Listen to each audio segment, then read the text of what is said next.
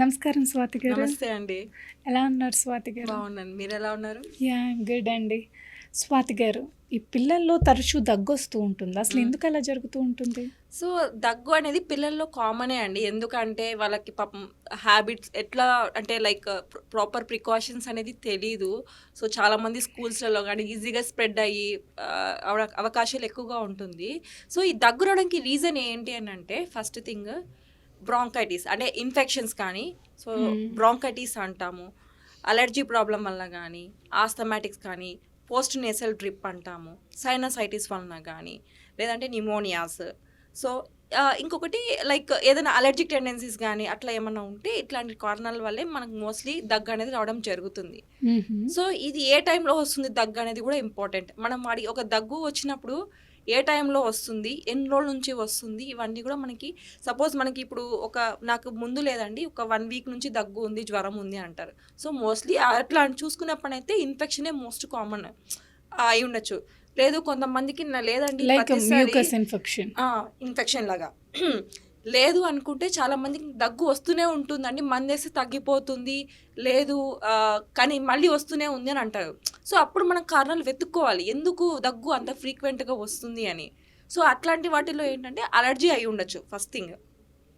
So చాలామంది ఇంట్లో పెట్స్ని పెంచుకుంటారు, పీజియన్స్ కానీ లేదంటే డస్ట్ కానీ. సో ఇట్లాంటివి ఐస్ క్రీమ్స్ ఎక్కువ పిల్లలు ఇష్టపడతారు కాబట్టి, చాక్లెట్స్, సో ఇట్లాంటివన్నీ వాళ్ళు ఎక్కువ తీసుకుంటారు అండ్ జంక్ ఫుడ్ ఎక్కువ తీసుకోవడం జరుగుతుంది కాబట్టి సో కాఫ్ అనేది డెఫినెట్గా అగ్రవేట్ అవుతుంది ఉన్న ప్రాబ్లమ్ని. అందుకని ఇవన్నీ జాగ్రత్తలు తీసుకోవాలి. సో ఇంకోటి పోస్ట్ నేసల్ డ్రిప్ అని కూడా అంటున్నాను కదా. సో పోస్ట్ నేసల్ డ్రిప్ అనే దానికి కూడా ఏంటి అని అంటే మనకి సైనసెస్లో ఏదైనా సెక్రీషన్స్ పూలప్ అయినప్పుడు అదంతా మనకి పూలపైపై దగ్గులాగా వచ్చి కఫం బయటికి వస్తుంది. సో ఇట్లా కూడా దగ్గు వస్తుంది. సో మనం దీనికి ఎట్లా చేస్తాము అంటే సో నిజంగా అలర్జీ ప్రాబ్లం ఉందా లేదా, సో ఇన్ఫెక్షనా కాదా, ఒకవేళ ఇన్ఫెక్షన్ అయితే ఫస్ట్ ఎక్స్రే తీసుకొని సో దానికి తగ్గట్టు యాంటీబయాటిక్స్ పెట్టుకోవడం జరుగుతుంది.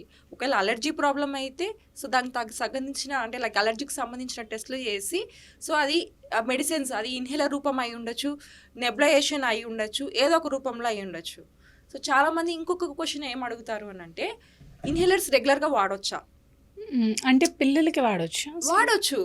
అది ఏంటి అంటే మనకి ఇట్లా అలర్జీ ప్రాబ్లం ఇవన్నీ ఎందుకు సపోజ్ నేను అంటున్నా కదా, అలర్జీ అంటేనే ఇన్ఫ్లమేషన్. ఆ ఇన్ఫ్లమేషన్ ఎయిర్ వేస్లో మనకి ఇన్ఫ్లమేషన్ వలన ఆ దగ్గు అనేది వస్తుంది. ఆ ఇన్ఫ్లమేషన్ అనేది ఎట్లా తగ్గించాలి అని అంటే ఏదర్ ఇన్హేలర్స్ రూపంలో కానీ ఏదర్ నెబ్లయేషన్స్ రూపంలో కానీ.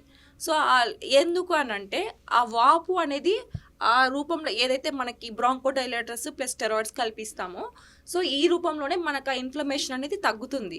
సో పిల్లల్లో ఏంటి అని అంటే జనరల్గా మేము బ్రాంకోడైలేటర్స్ పెడతాము, స్టెరాయిడ్సే పెడతాము. ఎందుకంటే ఆ పెద్ద ఏజ్ వాళ్ళలో పెడతాము, ఓన్లీ స్టెరాయిడ్సే పెడతాము. అది ఇన్హలేషన్ రూపంలో కాబట్టి మీరు నథింగ్ టు వరీ. చాలామంది ఇంకొకటి స్టెరాయిడ్స్ వాడుతున్నాము, పిల్లల్లో సైడ్ ఎఫెక్ట్స్ వస్తుందో కూడా అడుగుతారు. సో మనము తీసుకునే డ్రగ్ ఇన్హేల్ చేసేది లైక్ నాట్ ఈవెన్ 50-60% అండ్ డెఫినెట్గా అది రీచ్ అవ్వాలి లంగ్స్కి, లేకపోతే ఆ ఇన్ఫ్లమేషన్ అనేది తగ్గదు. సిమ్టమ్స్ లేవు కదా ఎందుకు వాడాలని అడుగుతారు. సో సిమ్టమ్స్ ఉంటే మనకి ఎయిర్వేస్ ఇప్పుడు ఒక 50% బ్లాక్ ఉందనుకోండి, 100% బ్లాక్ అవుతుంది. అప్పుడు సిమ్టమ్స్ వర్సన్ అవుతాయి. ఆ బ్లాక్ కాకుండా ఉండేదానికి, ఇన్ఫ్లమేషన్ రాకుండా ఉండేదానికే మనం ఇన్హేలర్స్ కానీ నెబ్లయేషన్స్ కానీ పెట్టడం జరుగుతుంది. సో కంట్రోల్ అయిన దాన్ని బట్టి నేను స్టెప్ డౌన్ చేయడం జరుగుతుంది ట్రీట్మెంట్. సో ఎంతవరకు కంట్రోల్ అయ్యారు అనేది మనకు ఫాలోఅప్లోనే తెలుస్తుంది. ఈ ఊపిరితిత్తుల నాళాలు చిన్నపిల్లలకి చిన్నగా ఉంటే ఏమైనా ఇబ్బందులు వస్తాయంటారా? అట్లా ఏమీ లేదు. వాళ్ళకి నాళాలు ఎట్లా సన్నగా ఉన్నంత మాత్రాన ఇన్ఫెక్షన్స్ అని ఏం కాదు. సో దాంట్లో మనకి సివియారిటీ ఎంత అనేది అంటే ఇన్ఫ్లమేషన్ ఉందా లేదా, ఇన్ఫెక్షన్ ఎంతవరకు ఉందా లేదా, దాన్ని బట్టే మనకి ట్రీట్మెంట్ అనేది జరుగుతుంది. ఇప్పుడు చాలామందికి సపోజ్ మైల్డ్ ఉండొచ్చు, కొంతమంది మైల్డ్ ఆస్థమాటిక్స్ తీసుకోండి, వాళ్ళకి అంత డోస్ అవసరం ఏం లేదు, చిన్న డోస్ పెట్టినా వాళ్ళకి కంట్రోల్ అవుతారు. కొంతమందికి ఆ డోస్ సరిపోదు, సో డోస్ పెంచాల్సి వస్తుంది. సో అప్పుడు వాళ్ళకి డోస్ పెంచినప్పుడు అప్పుడు కంట్రోల్ అవుతుంది. సో ఇట్లా ఒక్కొక్క పేషెంట్ ఒక్కొక్కలాగా డిఫర్ అవుతారు అండ్ ఎట్లా కంట్రోల్ అవుతున్నారని కూడా చూసుకోవాలి.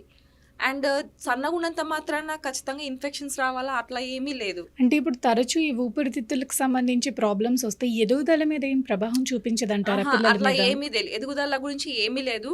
కాకపోతే మోస్ట్ భయపడేది ఏంటి అంటే పేరెంట్స్ కూడా అంటే పిల్లలు చదువుకోలేకపోతున్నారు, దీనివల్ల డిస్కంఫర్ట్ ఫీల్ అవుతున్నారు అని చెప్తారు.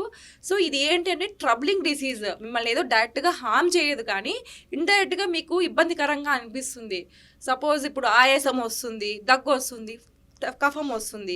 సో ఆయాస పడితే మనకి చదువు మీద ఇంట్రెస్ట్ ఉండదు, ఏమీ ఉండదు. సో అప్పుడు ఏం చేయాలంటే మెడిసిన్స్ అనేది వాడాలి, కంపల్సరీ వాడాలి. చాలామంది ఇంకా ఈ ఆస్థమాటిక్ పేషెంట్స్ ఇంకేంటంటే నాకేదో అయిపోయింది, నా జీవితం అయిపోయింది అనే టైప్లో కూడా అనుకుంటారు. బట్ అట్లా లేదు. యాంగ్జైటీ ఇష్యూస్ వలన కూడా ఇంకా ఈ ఆస్తమా ప్రాబ్లం ట్రిగర్ అవుతుంది. సో స్ట్రెస్ రిలీఫ్ అనేది కూడా చాలా ఇంపార్టెంట్. అండ్ ప్యానిక్ అటాక్స్ అస్సలు ఉండకూడదు. ప్యానిక్ అటాక్స్ వలన కూడా ఇవన్నీ అగ్రవేట్ అవుతుంది. ఉన్న ప్రాబ్లమ్ని ఎక్స్ట్రా బర్డెన్ లా క్రియేట్ చేసుకోవడం తప్పితే దానివల్ల మీ క్వాలిటీ ఆఫ్ లైఫ్ ఖచ్చితంగా ఉండదు. సో కంపల్సరీగా మీ మైండ్ అనేది పాజిటివ్ మోడ్లో పెట్టుకోండి. అదే మిమ్మల్ని క్యాన్సర్ కాదు, మీ లైఫ్ స్టైల్ నార్మల్ లీడ్ చేయొచ్చు. అండ్ కాకపోతే కంట్రోల్ అనేది చేయగలుగుతాం, పూర్తిగా పోదు. అది మీరు తెలుసుకోవాల్సిన విషయము.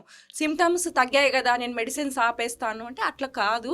కంట్రోల్ అయినారా లేదా, ఎంతవరకు కంట్రోల్ అయ్యారు, మెడికేషన్స్ కంటిన్యూ చేయాలా లేదా, అది ప్యూర్లీ డాక్టర్స్ కాల్. అది చేయండి, అది మిస్టేక్ అయితే చేయకండి. అండ్ ఫాలోఅప్ అనేది చాలా ఇంపార్టెంట్.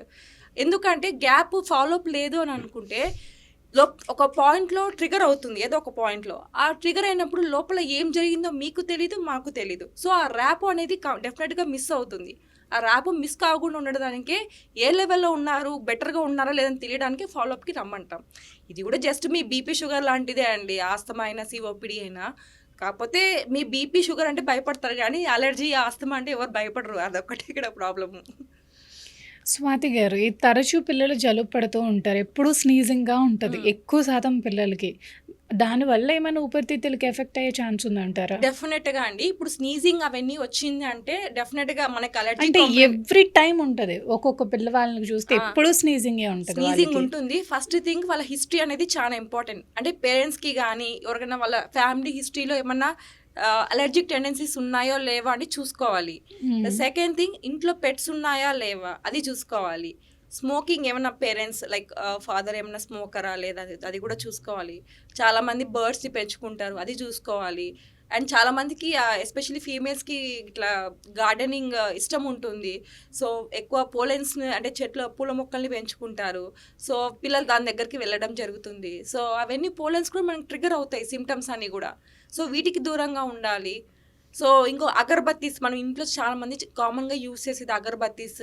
సో అవన్నీ కూడా మనం అవాయిడ్ చేయాలి. ధూప్ స్టిక్స్ కానీ అగరబత్తీస్ కానీ, ఫ్రేగ్రెన్సెస్ మంచి పర్ఫ్యూమ్ ఉండాలా, స్మెల్ మంచిగా రావాలి అంటూ. సో అట్లాంటివన్నీ కూడా డెఫినెట్గా అవాయిడ్ చేయాలి.